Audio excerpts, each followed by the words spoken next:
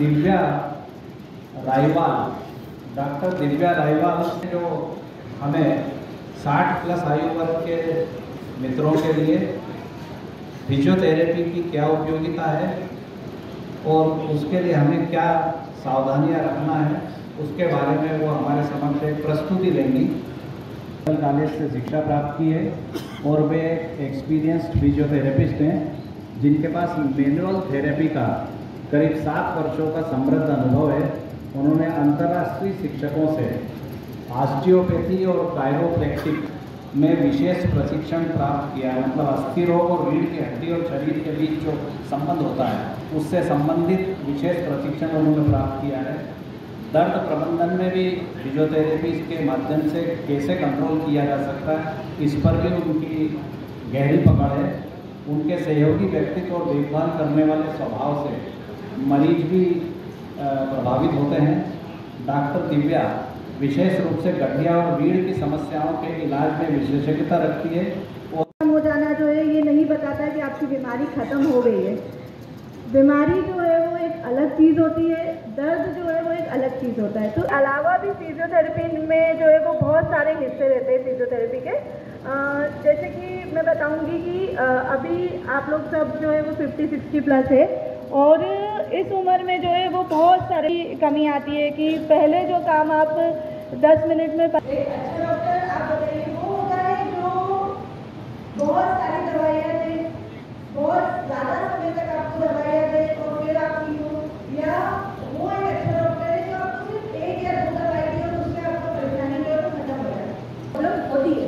तो हमारे पास 2 ऑप्शन है, या तो हम मशीनें लगा के उस दर्द को वहीं पर दबा दें, या दूसरा हमारे पास ऑप्शन है कि कुछ अलग प्रकार की एक्सरसाइजेज होती है जिसको स्ट्रेचिंग कहा जाता है, जो हमारे मांसपेशियों। अब आप लेफ्ट वाले को नीचे रखिए और ऊपर उठाइए ना, ठीक है, थैंक यू, बैठ सकते हैं आप। तो जब आपने ऐसा किया तो आपने महसूस किया कि एक पैर पे तो हम आराम से खड़े हो पा रहे हैं, लेकिन दूसरे पैर आप अच्छे से बैलेंस बना पा रहे हैं और दूसरे पैर पे नहीं बना पा रहे। तो 80% लोगों में ऐसा होता है कि वो किसी एक पैर पे वजन लेके उनके पास खड़े होने की या एक कूल्हे पे बैठने की उनकी आदत होती है। तो जो हमारे पास नेक पेन का पेशेंट आया था उसमें भी सेम हमें देखने को मिला कि वो अपना पूरा वजन एक पैर पे ही रखता था, उसके फुट का बैलेंस पूरी तरीके से बिगड़ा हुआ था। हम जिसके लिए वो सर्जरी करवाने जा रहे थे, वो दर्द उनका 5 से 6 सिटिंग में 80-90% उनका दर्द जो है वो ठीक हो गया। तो ये चीज़ें जो है वो देखने को मिलती है कि सिर्फ इलेक्ट्रोथेरेपी या सिर्फ दवाइयाँ ही सब कुछ नहीं होती है। बहुत बार हमें जॉइंट्स के पोस्चर को ठीक करना पड़ता है। आपकी गर्दन को बिगाड़ सकता है, उसी तरीके से आपकी गर्दन का अगर बैलेंस बिगड़ा हुआ है तो आपकी कमर खराब हो सकती है। तो जब मरीज हमारे पास आता है तो ये नहीं होता है कि सारे मरीजों को एक समान इलाज करें।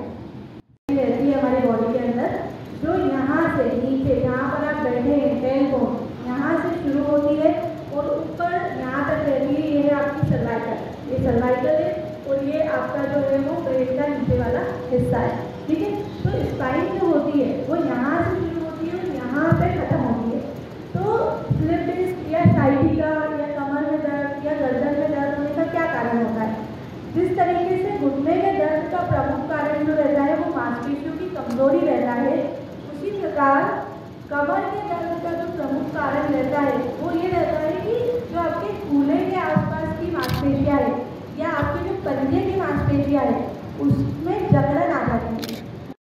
नहीं चला तो फिर हो सकता है कि साइटिका हो भी ना, एक बार चेक करना पड़ेगा, उसके बाद बताइए। हो सकता है कि सिर्फ मांसपेशियों में पैरों में कमजोरी है, दोनों घुटने को मोड़ लेना, ठीक है। उसके बाद ये ध्यान रखना है कि आप गलत नहीं लेते हो कि पैर कहीं जा रहे हैं, गर्दन कहीं जा रही है, सीध में होना चाहिए सब चीज़ें। आप यहाँ से नहीं उठाना, दोनों अपने बटक से इन बटक को ऊपर उठाइए, ठीक है। जब आप बटक को ऊपर उठाएंगे, ये तो मैडम कियाएंगे, लेकिन ओल्ड एज में ऐसे होगा, ठीक है। तो आपको ये करना है कि उसको बैलेंस करने की कोशिश करना। ऐसा ना हो कि आप पैर ऐसा पड़ा है और आप कमर उठा रहे हो, या पैर ऐसा पड़ा है कमर उठा रहे हो, पैर सीधा होना चाहिए तो ताकत आएगी, ठीक है। इस तरीके से इसको रखना है।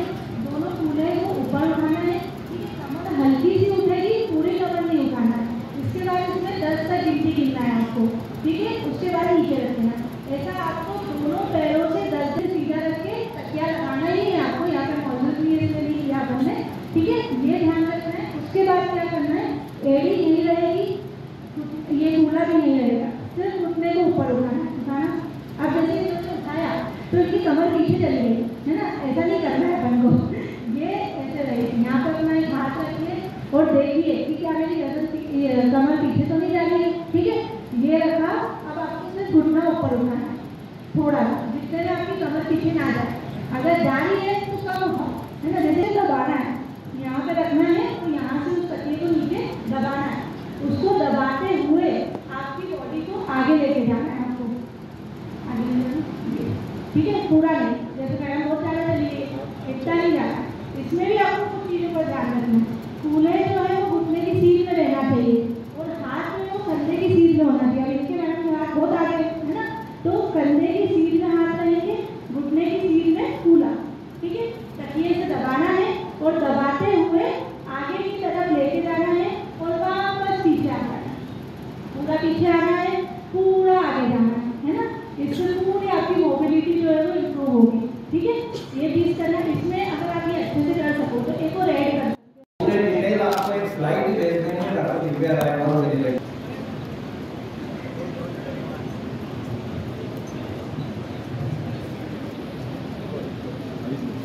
और सभा के प्रोसीडिंग शुरू करते हैं। मैं माहेश्वरी जी और लीलावती जी तो मंच पर पधार चुके हैं। मैं हमारे उपाध्यक्ष द्वय श्री प्रकाश छाजेड़ जी और श्री पीसी चौहान जी को और हमारे कोचा उसके बाद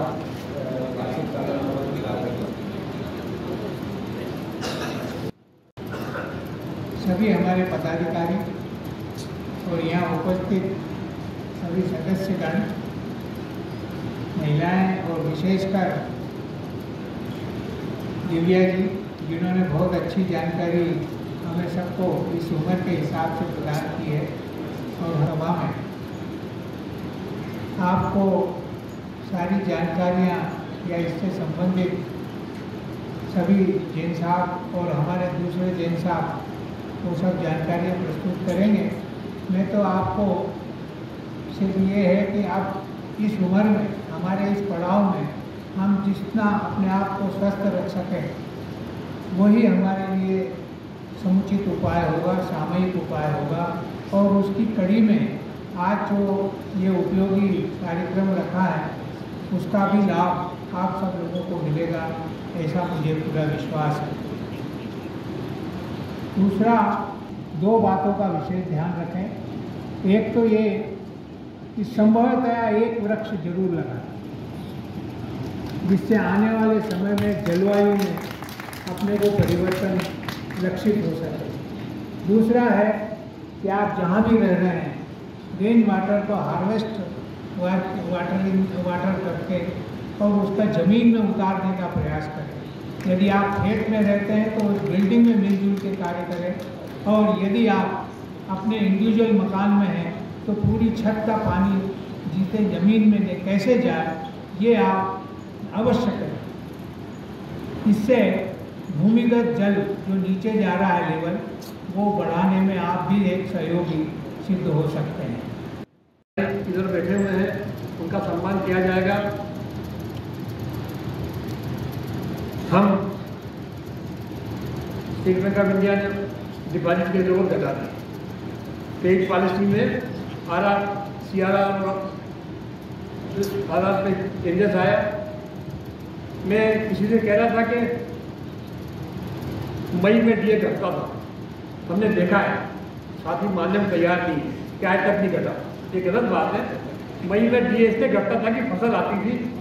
वर्किंग स्टाफ का डीए इस बार मई में घटा है। महंगाई पे कंट्रोल ऐसा लोग कह रहे हैं, हम कह रहे हैं ये नहीं कह रहे, ये नहीं कह रहे। इस बार शायद डीए कम बढ़े ना बढ़े, मेरी कहना घटे, पर जो भी होगा इंडेक्स बताएगा। ऐसा समय है, हम आशा करें कि महंगाई घटेगी। हम आशा करें डीए घटने के लिए हम तैयार है, महंगाई घटती होगी। बड़ी संख्या में आए हमेशा की तरह, और मैं आशा करता हूँ कि आने वाले गेट टुगेदर में और संगठन को आपका सहयोग मिलता रहेगा। बहुत बहुत धन्यवाद। आज मैं सचिव श्री एन के जैन को वित्तीय वर्ष 2024-25 का सचिव प्रतिवेदन प्रस्तुत करने को आमंत्रित करता हूँ। मैं एसोसिएशन की 40वीं वार्षिक साधारण सभा में आज वित्तीय वर्ष 2024-25 का प्रतिवेदन आपके समक्ष प्रस्तुत करता हूँ। सम्माननीय सदस्यगण, मैं state bank of Indore employees association, retired employees association की ओर से आप सबका स्वागत एवं अभिनंदन करता हूँ। आपको ज्ञात ही होगा कि हमारी पिछली वार्षिक साधारण सभा दिनांक 9 जून 2024 को आयोजित की गई थी, जिसमें 550 से अधिक सदस्यों ने भाग लिया था। अब मैं सर्वप्रथम आपके समक्ष आलोच्य वित्तीय वर्ष 2024-25 के दौरान संपन्न गतिविधियों का एक संक्षिप्त विवरण प्रस्तुत करता हूँ। इस वर्ष के दौरान हमारे सदस्यों के हित से संबंधित गतिविधियों की शुरुआत स्थानीय कोकिलाबेन धीरूभाई अंबानी हॉस्पिटल इंदौर में स्वास्थ्य शिविर के आयोजन के साथ हुई। इस शिविर का आयोजन 7 अप्रैल 2024 को किया गया था, जिसमें इंदौर, महू एवं देवास के 142 सदस्यों ने भाग लिया। इसमें सदस्यों की ब्लड शुगर और बोन डेंसिटी की जांचों के साथ ही डाइटिशियन द्वारा सदस्यों को योग्य सलाह दी गई। बाद एक हमारा अलग ग्रुप है SBINRE एक्सपर्ट मेंबर्स ग्रुप। उस ग्रुप में सारे हमारे दिवंगत सदस्य के परिवारजन शामिल किए जाते हैं। वहाँ पर उनको तुरंत ही फैमिली पेंशन का फॉर्म, फैमिली पेंशन का मेंबरशिप फॉर्म और भी जो अन्य उनको सावधानियां रखना है सदस्य के दिवंगत होने के पश्चात, वो सब सावधानियों के बारे में हमारे कम्युनिकेशन जाते हैं और उस ग्रुप पर लगातार परिवारों से संपर्क किया जाता है।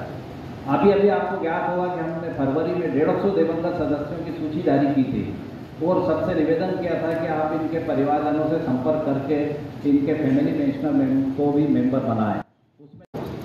मुझे आए हुए में रिव्यूअर बता रहा हूँ। ऑडिट एक्सपेंसेस 5,500 हुए, ट्रेवलिंग एक्सपेंसेस 8,705 हुए, पिछले साल 6,606 थे। स्टेशनरी एंड पोस्टेज 1,220 रुपये हुए, जो पिछले साल 4,339 रुपये थे। टेलीफोन एक्सपेंसेस 2,999 हुए, जो पिछले साल की बराबरी है। रूबी फंक्शन एक्सपेंसेस 7,77,313, जो दूसरे 3,25,000 प्रोविजन था। आउटसाइड सेंटर एक्सपेंसेस 7,400 से 6,200।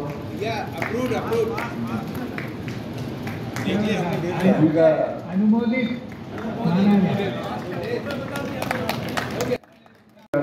तक ये मैसेज पहुंचे कि हम जन्मदिन का मिलने का अवसर छोड़े नहीं। इस दिन परिवार को भी कम से कम जागृति आती है। इतने साथी हमारे कोई 2-4 जो आप बुलाते हैं वही आते हैं, मन से कोई आता नहीं है। आज जिनको आग्रह करते हैं वही घर पे आते हैं।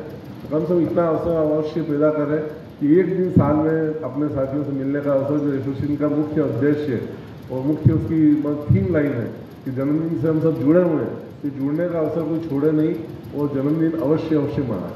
सभी को धन्यवाद। आपने मेरे प्रस्ताव को स्वीकार किया, एजीएम के ऑडिटेड बैलेंस शीट वगैरह, उसके लिए आभार और धन्यवाद। श्रीमानी पिपल्याना ग्रुप से श्रीमती लता तिवारी, केशरबाग ग्रुप से श्रीमती आज्ञा देवी वर्मा, ये 9 सदस्य इंदौर के हैं। इसके अलावा जो सदस्य हैं जिनका बर्थडे आज है वो इंदौर से बाहर के हैं। अगर आपका बधाई हो, अभिनंदन हो।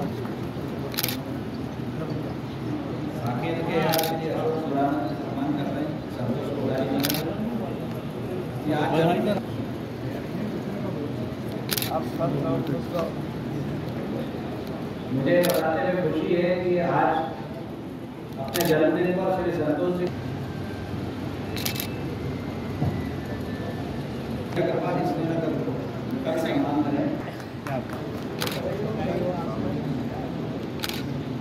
राजेश श्री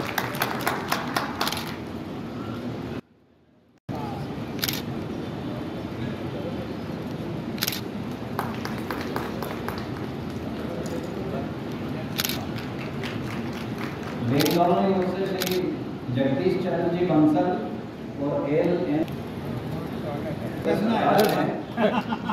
आपका आशीर्वाद तो पूरे से ज़्यादा अच्छा है कि स्वस्थ रहना ज़्यादा नहीं, स्वस्थ रहो और सो पूरे करो।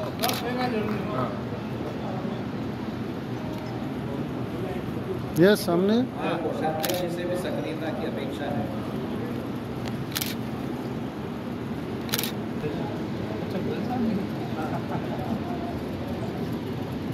फिर जी इधर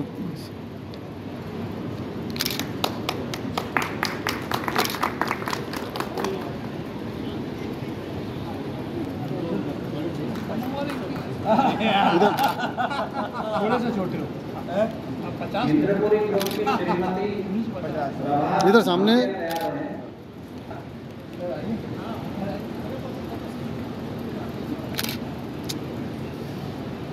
इधर वीर जी सामने श्रीमती प्रभा महू ग्रुप वाले तैयार हैं। श्रीमती मंगनी देवी गुप्ता और श्रीमती सुंदराबाई यादव। महू ग्रुप से श्रीमती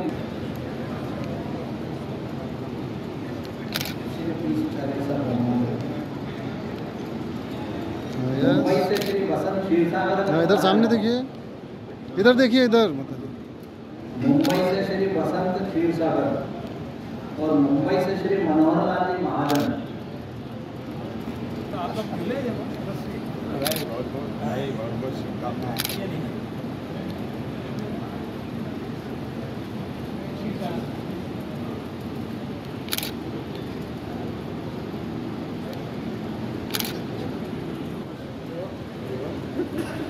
श्री अम्बादास जी सुर से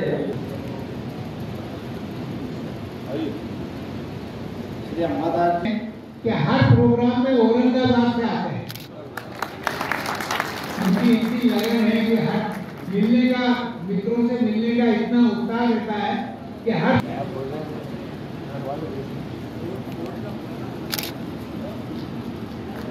यस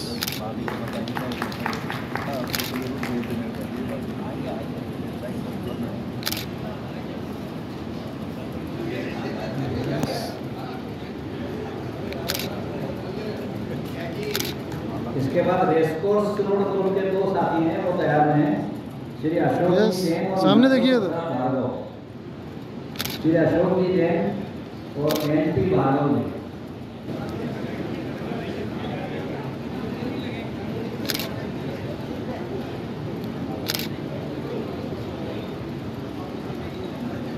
सनावत से श्री JT बिरले अगर आए हों तो मंच पर पधारें।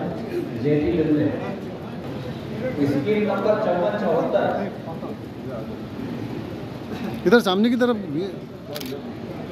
श्री बंशीलाल जी बागी 5474 के दोनों यहाँ करने साथ पधारे। सम्मान करेंगे हमारे सह सचिव आदरणीय श्री अशोक जी जैन साहब। प्रयास तैयार हैं। श्रीनगर ग्रुप श्री लेखराज सकलेचर जी और श्री KA खान साहब और ओम प्रकाश जी वर्मा। श्री लेखराज जी सकलेचर, KA खान साहब, श्री ओम प्रकाश वर्मा। यस, सामने देखिए। श्रीनगर ग्रुप के सम्मान करेंगे श्री जगदीश जोशी साहब।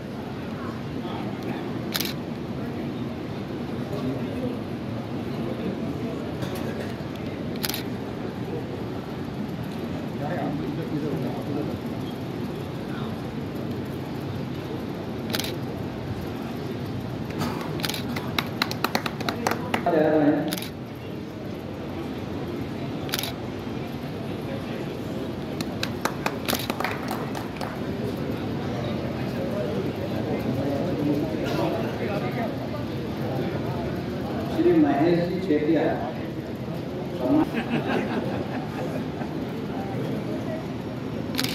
आपका सम्मान उज्जैन से अगर अशोक मोहाड़कर जी बता रहे हो, उज्जैन से श्री अशोक मोहाड़कर।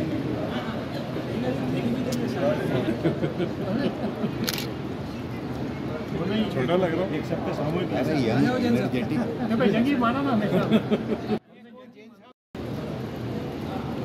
साहब आपको अभी चेक कर रहा हूँ।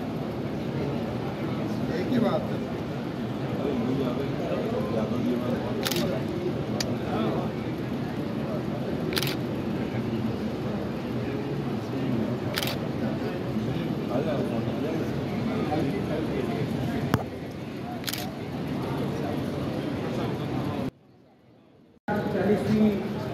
वार्षिक साधारण सभा में उपस्थित होकर तो विशेष रूप से फैमिली पेंशनर के लिए जो प्रस्ताव आया था उसका अनुमोदन किया है, उसके लिए विशेष रूप से धन्यवाद मैडम दिव्या का भी, उन्होंने बहुत अच्छा प्रेजेंटेशन दिया है। और मेरा एक सुझाव है उनके लिए कि गर्मी और के बाद में भी उसके लिए हृदय से आभार। भोजन के लिए आप सबको सादर आमंत्रित।